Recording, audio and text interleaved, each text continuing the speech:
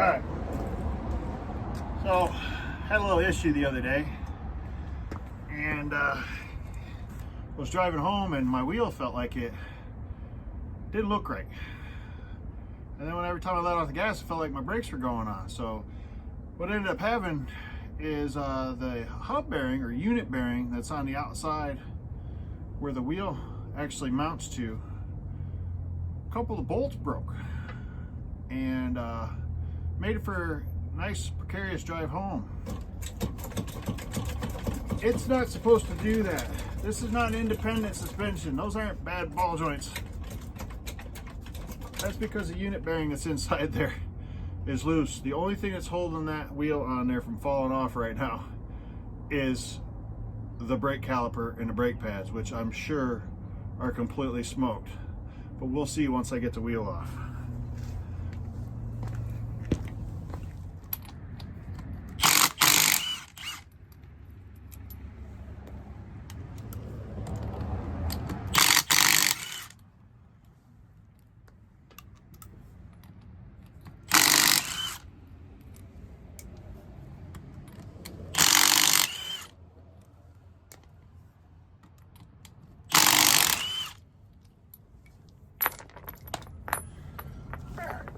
Let's see here. Oh yeah, she got nice and hot there, eh?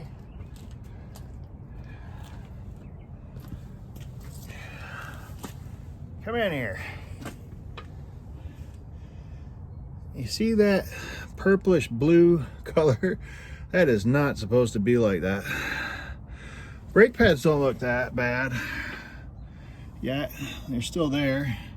I mean, I know it's covered in mud and whatnot because it didn't clean it all up from the last time we went out wheeling, but it's not good. All right, I don't know if this is gonna be easy to see on here.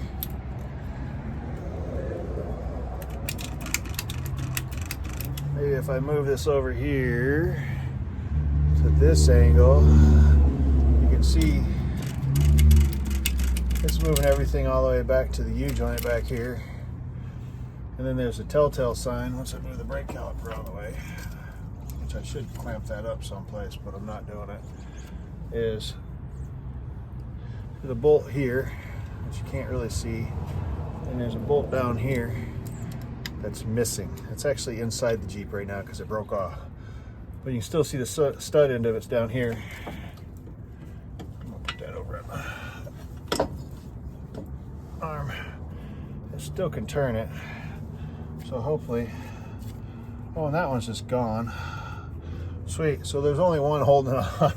It was real close from coming off. Holy crap. Awesome. Well, honestly, I guess it looks like I got lucky because whatever popped must have pulled was the one bolt that came out, where I lost it on the way home, and I only got one little piece of stud I got to get out. I disconnected the ABS so I can let it sit out like this, not have to disconnect the shaft from the hub, and I'll just use a pair of pliers and turn that back until it comes out this side on the back side here, and grab it from that side, slap her back together, clean up a little bit of the dirt, because you know it's just going to get muddy again, but clean it up a little bit, and hopefully it'll be okay. I guarantee you the rotor is warped, but I'm going to run with it for right now because this is not the primary vehicle, and slow speeds, warpage isn't that big a deal. But if I notice any issue at all, I'm going to get rid of all of it and do new stuff. Once I start to look at upgrading either the internals, because I got a gear set for this. I'm going to change the gears out in it, front and rear. Then maybe I'll look at this knuckle and make sure and worry about it, because once I do the gears, I'm going to have to sleeve this thing just to make it last for a little while longer. It's not, I spent a little bit of money, but hopefully I'll get this out. I'll catch up on the other side. All right, I don't know if you guys will be able to see this or not, but I was able to grab right a hold of that, and it's moving and it's working its way out. It just takes a minute. I don't have patience for a lot of things, but when it comes to stuff like this, for some reason, I can take my time just for a minute and get it done. You can see it kind of poking out in the back right there. Once I get to a point I can't hold on anymore over here because I don't care the condition of this anymore, I'll grab it from this side and turn it up the rest of the way. Didn't even need these itty bitty little channel locks. That's all you needed. If it was going to be any more than that, I'd probably have to find a way to fire a welder up and weld the head on the end of that, and boom, there you go, one broken stud out of there. So now, so I can wipe this stuff off a little bit. Not super deal, super duper importante.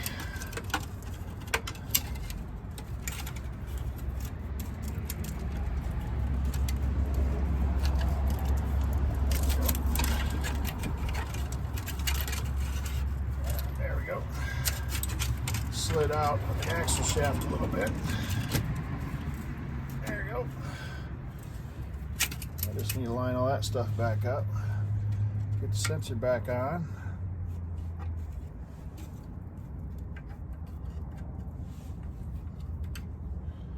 Now be careful of those. Wipe the excess dirt and crap off of it.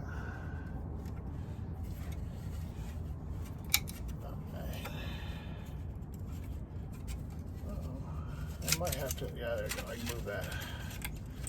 Just try not to damage it. Because we do like ABS some of the time. But it can be a bear other times. Oopsie. Thought I had it lined up.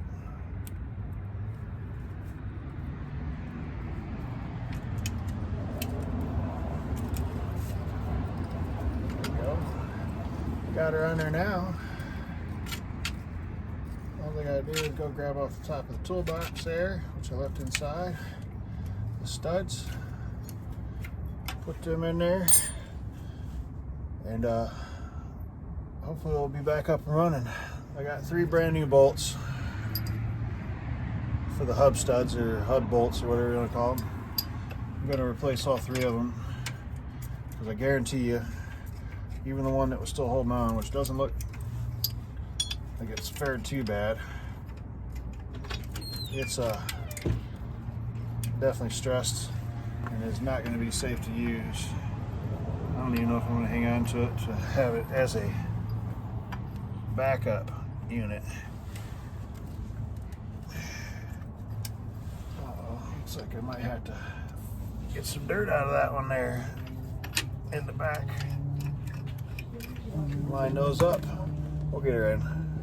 All right, once I got the 3 studs in, or 3 bolts in, it's nothing more than putting everything back to where it came from. So I am definitely going to have to replace this at some point because it rubbed and kind of wore on it pretty good. But I don't do any high-speed stuff anymore, so I think it'll be okay for right now. I can get hate later. Right now, hey man, I'm broke. You gotta do with what you can do with. And put the rotor on first, dummy. I'm pretty sure somebody's hollering at me. Alright, I will. Alright. Promise, no more mistakes until I get ready to put. Alright, well, I'm putting these last couple bolts in for the caliper and hook the ABS line up.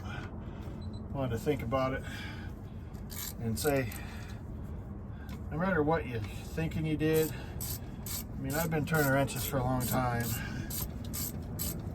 and you know what, you can miss stuff from time to time, but you gotta listen to what your vehicle's telling you. You need to grab 15 millimeter, I'm pretty sure. Yeah, I might grab 15 millimeter. millimeter. Tighten that down this way. But you gotta listen to what your vehicle's telling you. If there's pops and cracks and noises, squeaks and bangs, or whatever that noise is, stop, inspect it. If you can't inspect it yourself, or don't know exactly what you're looking at, get somebody's opinion. I don't care who it is, because it's better to ask a question to find out nothing's wrong than to just keep going along like, well, it only did it that one time. Well, that one time might be like this here, that bolt snapping. And I just got lucky that I got home. I took it easy, didn't go over like 20 mile an hour the whole ride home, which usually takes me 15 minutes to get home from work. And it took a lot longer than that. But you just got to be mindful of what your car is trying to tell you sometimes. Because I see some unsafe stuff. And I mean, driving home was unsafe, but I was like, I can get as far as I can. I got a trailer I can put it on, but it would have been a whole hell of a lot more difficult. I probably should have just put it on a trailer, but me being stubborn. Hey, one last thing. Most people don't have a big wrench like this, but you got a pry bar or anything like that. This was just sitting around.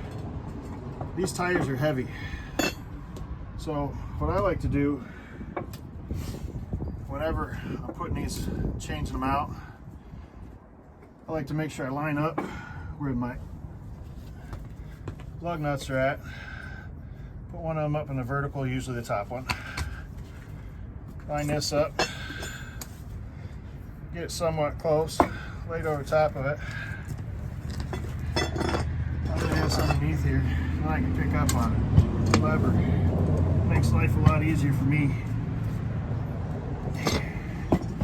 Don't always get it the first try, but like I said, tires are heavy. Oh, it's moving on me, that's good.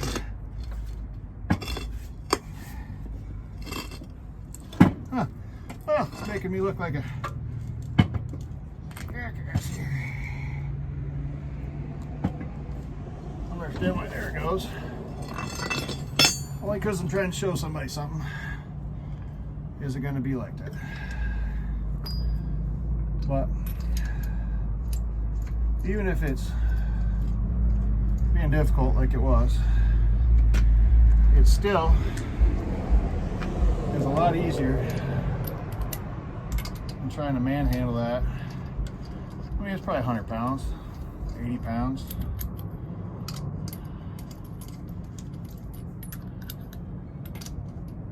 No sense in fighting with it. All you gotta do, use a little bit of mechanical advantage, and then bingo bongo, it'll be done.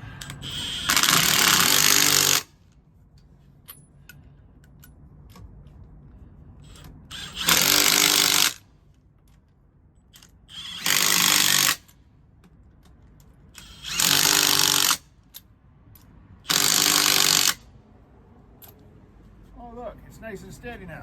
Don't move. Spin's nice though. Well, sweet. Like I said, I got one left. And it still looks good. But it's going in a dumpster. It might, well, it might go for something else. I'm not going to use it on that again, I tell you that much. Another thing too.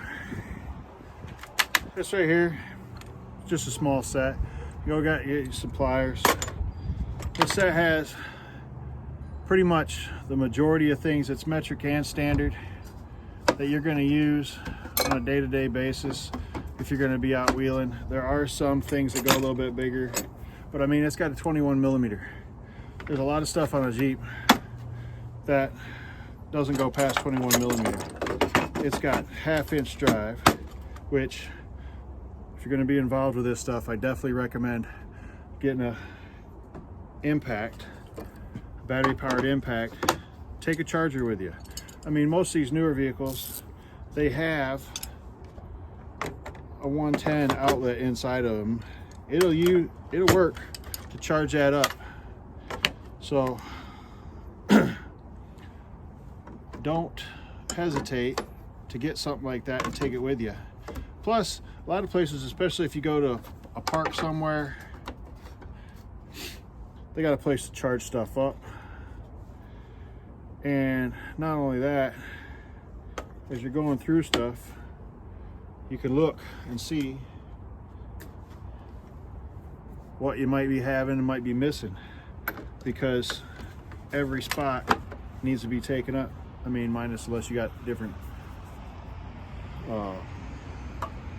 lug nuts.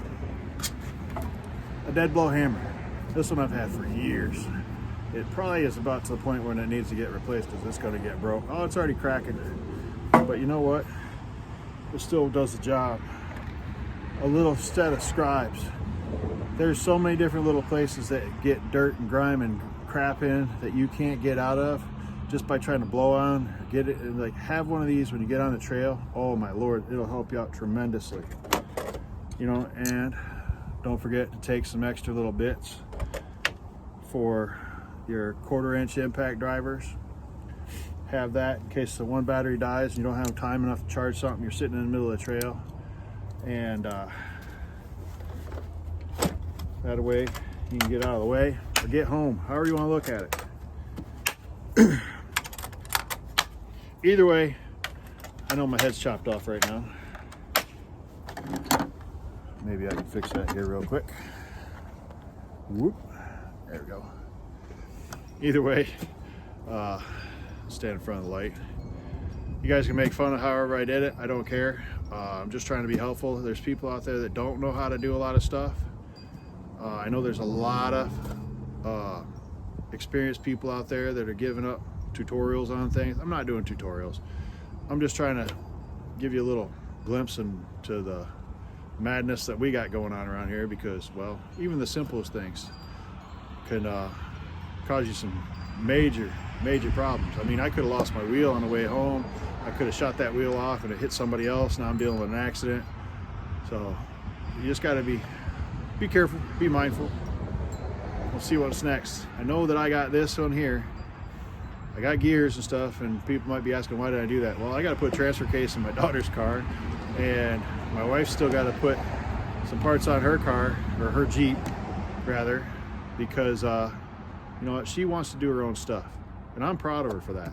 So if you have somebody out there that you can help and teach, or just go out and learn how to do some of this stuff and experience what it is to get out and enjoy the wilderness. I mean, it causes problems, but it was fun doing it. So either way, get out and enjoy the freaking country we live in. And remember, like, subscribe, all that jazz. Hit the subscribe button. It helps us out. We were trying to do some good and enjoy this life that we are given. All right, later.